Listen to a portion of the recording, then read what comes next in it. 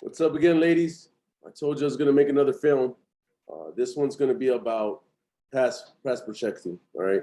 And so I'm going to break it down in three examples of film. One is going to be the individual pass protecting when you're doing one-on-one with a defensive lineman. And this coach from South Dakota is going to explain to you sort of the similar things that I was explaining to you all in practice.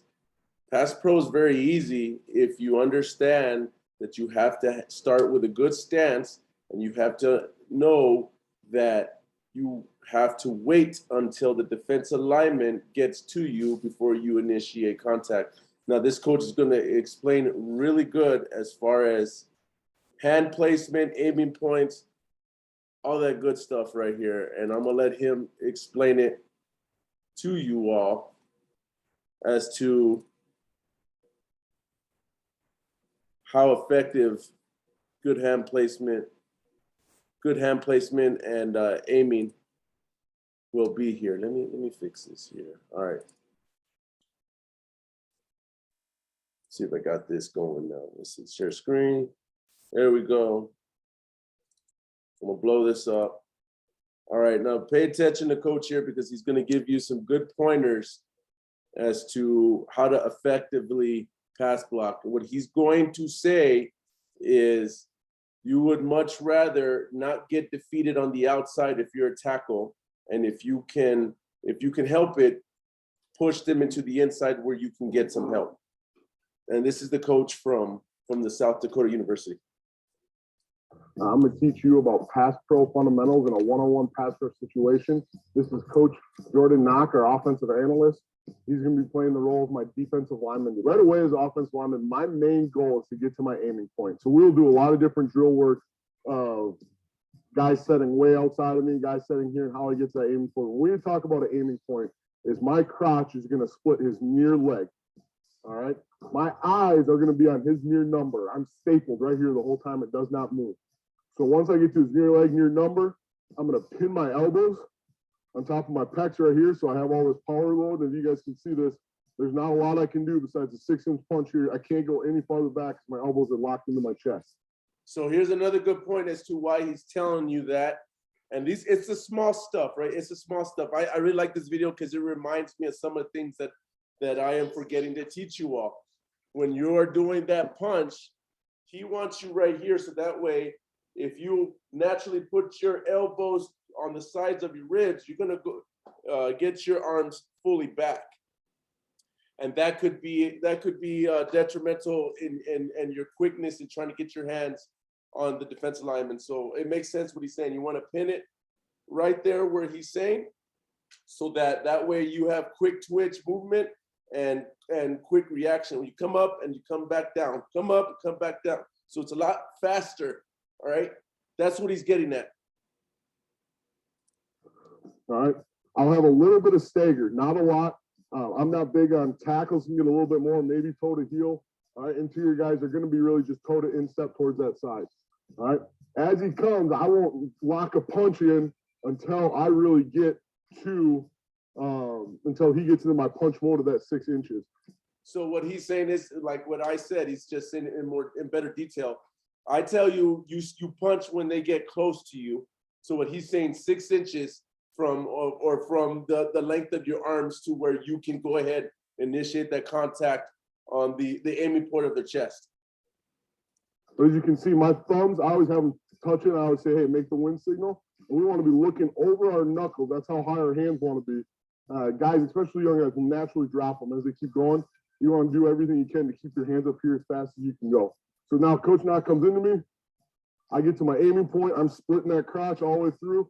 I waited on that incept, and I'm going to push him through as he rushes up the field. If he were to back off, all right, I got to stay here. This is a drill we do a lot of times. When you teach this push-through technique, a lot of times you'll end up guys with lunging here. So a big drill we do off this fundamental, he'll be into me pushing hard, and then he'll just come off. I keep my poise down all the way through. And that's the other thing that I mentioned too, because we do that a lot on pass pro. You got to try to stay upright. That is a good, valid point, what he's saying. So that if they back up so they can reload or try to do another move, you're still upright and you got good stances. Because if we don't do it right, it's like you said, you're going to lunge. And that's all the defensive lineman needs is for you to lunge so that they can get you off balance and get right by you. All right. Through this, as I go, I'm trying to force him to cross my face where I have help, where I can be strong, where I have strength. So as we go through, and I'm told to instep, and this guy's getting up the field, I get to my aiming point. He comes through, I push through, he feels me leaning, he tries to cross my face. And this is where I get that high shoulder tilt. All right, cut him off with my knee and get all the way through. The big thing, you guys, we teach that shoulder tilt, because if you don't, every time you say, well, post back up, that post up is hard. And these guys are trying to post through, and you see it every time, that drop step, that open the gate step. What we call is that shoulder tilt. When you get your shoulders like this upfield to cut him off, that leg will come automatically. Your shoulders will bring your leg, and we found that to be a lot easier. So I really like that, what he just said.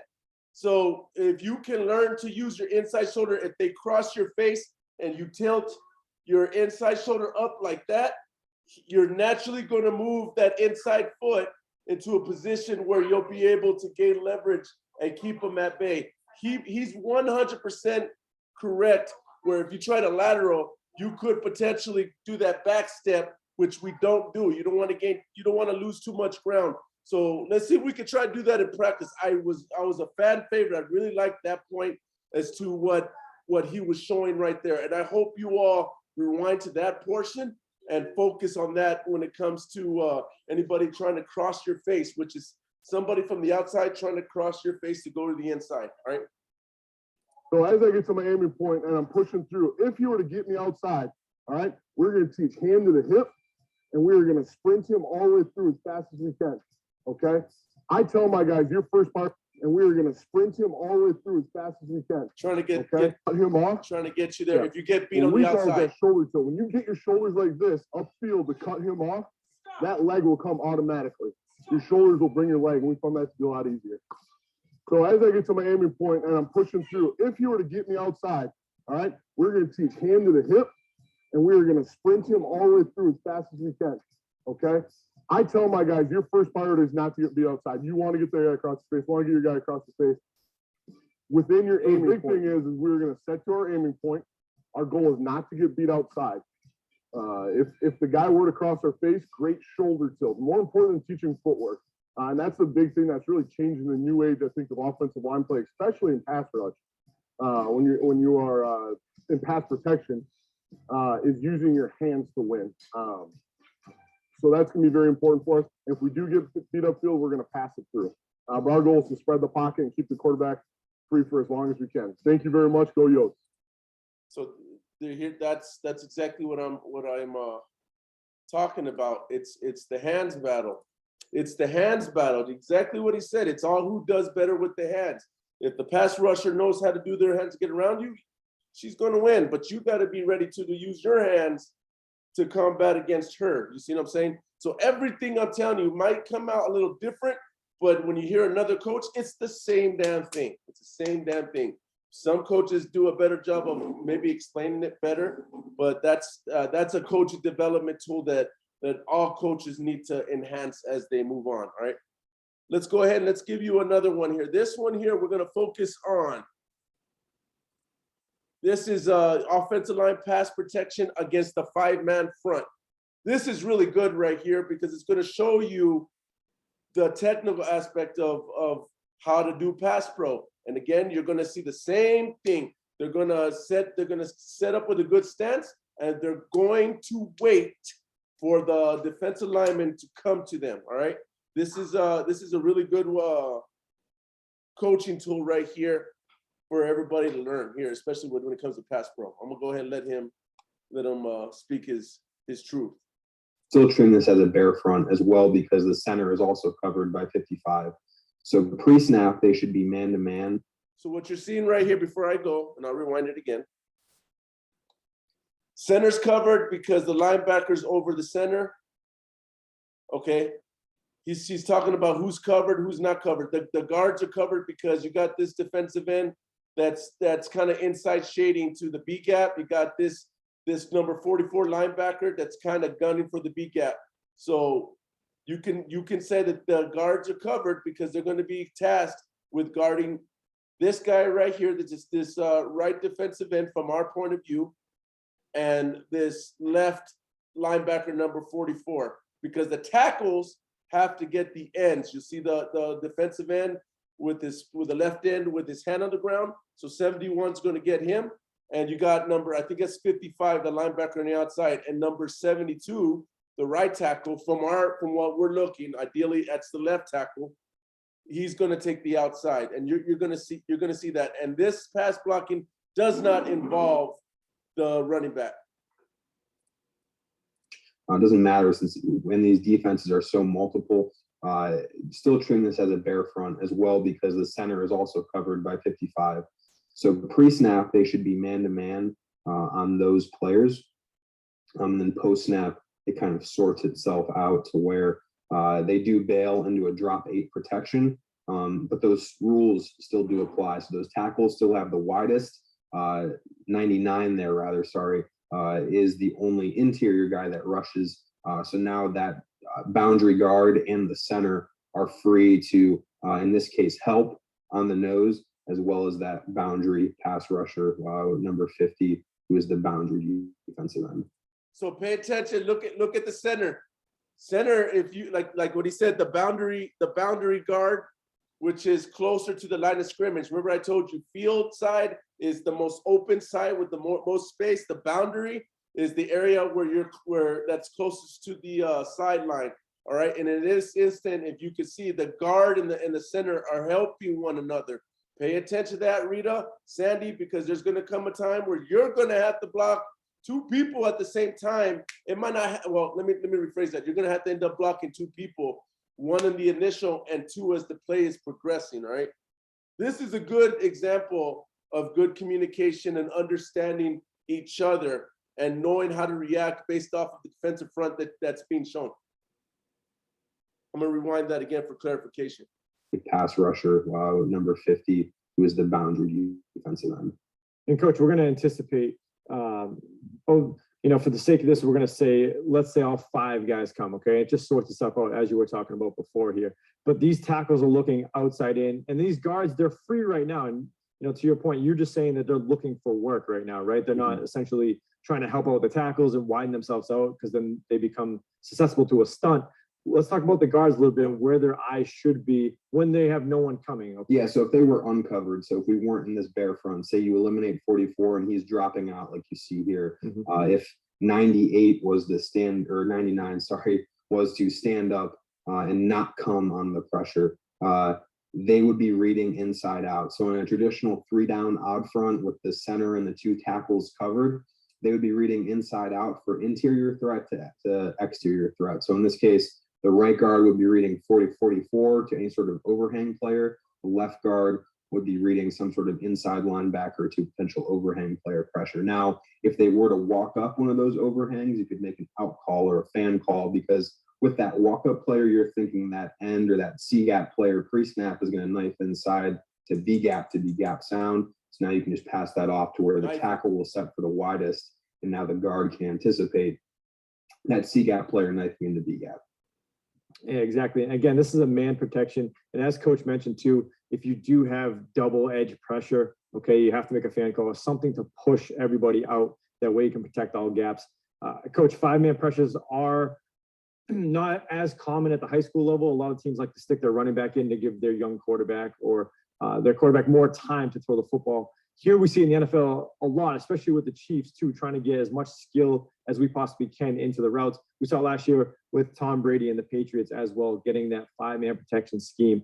Let's talk about the downfalls of a 5-man protection scheme and how you would beat it. Why wouldn't you run a 5-man protection scheme?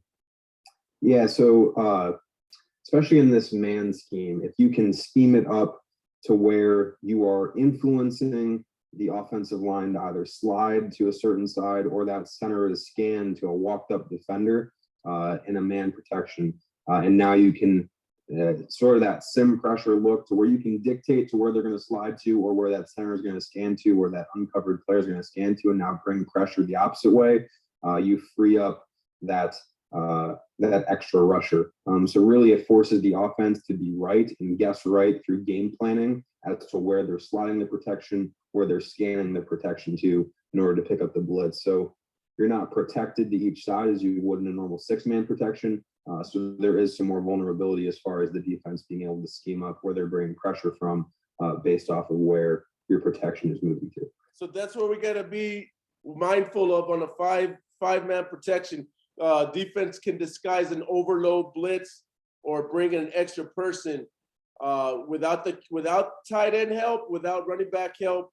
We're going to get outmatched. So that's where the center, you got to look at what you're looking at and make those proper calls. Quarterback, you got to make those proper calls also based off your reads and anticipation. The film study will help you with that as well. Do we think we're going to see a 5-man front? Yeah, we're going to see 5-man front. We're going to see 6-man front because what coach, from what I understand, is everybody likes to run. And so if they like to run, they're going to think we're going to do the same damn thing. But it's like what Marcus said, we do something completely different. The biggest thing is communication between the line, upstream and downstream, up channel, down channel, and communication with the quarterback. Whoever's the quarterback, Stephanie, make the proper read, see what you've seen. If you feel like there is an extra rusher coming in and you just don't feel good about it, you already know, make the max call. And then the tight end won't go out, or the running back will stay, or shoot, both will stay. All right. But that then also you got to be mindful on the slides when we're doing Lucian Railroad as well, because of course it's a chess game that the defense is going to figure out after the first few series how to play us based off of what we're showing them. Yeah, and coach, I just want to add one more point as well. If you do have a defensive end here, and then you walk up somebody late and bring them off the edge, you could run a twist or a stunt, or even just bring both guys off the edge. Because if that fan call, that push call isn't made at all, you don't have help over the edge. And it puts an offensive line really in a bind because you put 2 players on 1 player and he's going to decide who's the most dangerous man. And it all gets ugly from there. As mentioned, we already done the full slide and the half slide. Again, we'll link those videos in the description below. Make sure you check that out. For more information on offensive line play, be sure to visit our This is his website. victorysports.com/courses. We have a ton of content there for you.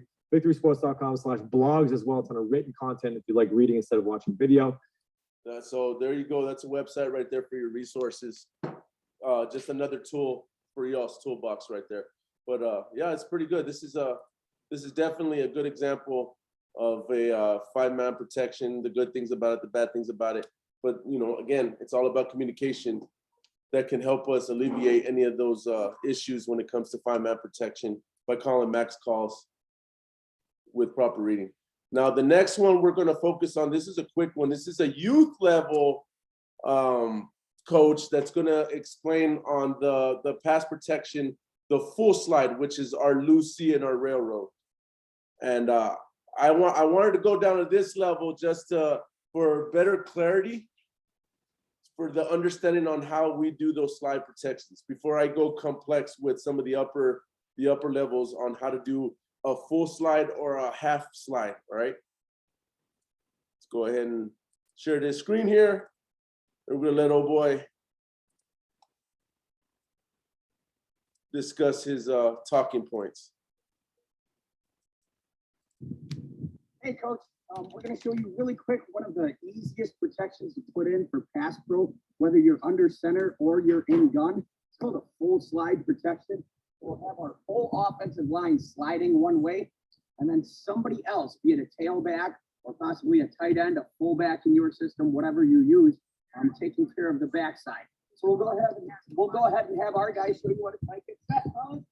We're going to run we'll run Dolphins here, which to us is a full slide to the right. So all our offensive linemen will take 1 step to the right. And then our +1 is our tailback here. That means still go take care of it. So they're gonna do 1 step to the right. It's just like like bird dog in that progression with that one step. Then we go 2. Then when you're comfortable, 3, 4, 5, and then you're doing it with the game speed. All right. I'm gonna rewind it just for more clarity. Tailback here. That means still go take care of the defensive end. Go ahead and do it. Very good there. Inside shoulder and freeze. Good. Take care of the defensive end. Go ahead. So all our offensive linemen will take one step to the right, slide to the right. Do a So repeat all again. our offensive linemen will take one step to the right. And then our plus one is our tailback here. That means still go take care of the defensive end. Go ahead and do it. Very good there. Inside shoulder and freeze. Good. Couple of key points here. Coach, when we're sliding, we don't want to overextend the slide and we don't want to get upfield or take a step back. It's just a lateral slide, closing the gap to our right for the entire offensive line. And then making sure that our tailback or your fullback, your tight end, whoever is picking up that backside defensive end, we want to make sure that he's attacking the inside shoulder of that guy so that we can run him up the field and keep him away from the quarterback. Wash them. It's great because the offensive line all goes the same way, so it's easy for them to learn. And it's also really good for some play action opportunities because you can just lay that ball out in front of that tailback before he goes and takes care of the defensive end.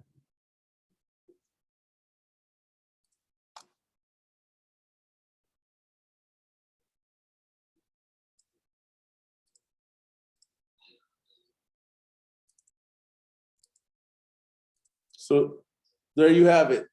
There you have it right there. So there you go. That's plain and simple. We do Lucy, we do railroad. Like you said, you do a lateral slide. You don't go up the field, you don't go back. It's a lateral slide. We can utilize that for play action. So if you want, if we already know that our running back is going to take out the backside end, you can add a little bit of some pizzazz by pretending it's a run to see if you can get the linebackers to get offset to gain more time for the passing game. You know, give that quarterback that much more time, or maybe even open up and create separation for that receiver. We're basically just going to try to see if we can off balance the defense by little things like that. But that's it. That's in a nutshell. I will continue to send more footage in regards to what we do with Aussie, Indian, and more pass protection. This was more or less a short video on just your basic pass pro. As you can see, it was emphasizing more on the outside, not getting beat on the outside, and you would much rather try to manipulate the defensive lineman to the inside to the guard so that the guards can help you out. Again, the most important thing is when it comes to pass pro is we can't have any type of penetration in the middle of the line. Okay, I would much rather not have penetration inside the middle of the line, and maybe a little bit of some disturbances on the outside. I mean, excellence in all we do. I'd rather have no penetration whatsoever, but the inside is probably the most important, because if you have direct pressure from the inside, Stephanie and the other quarterbacks or whoever, they're not going to have time. They're going to be rushed and they're going to be forced out of the pocket in duress. And that's not what we want to do.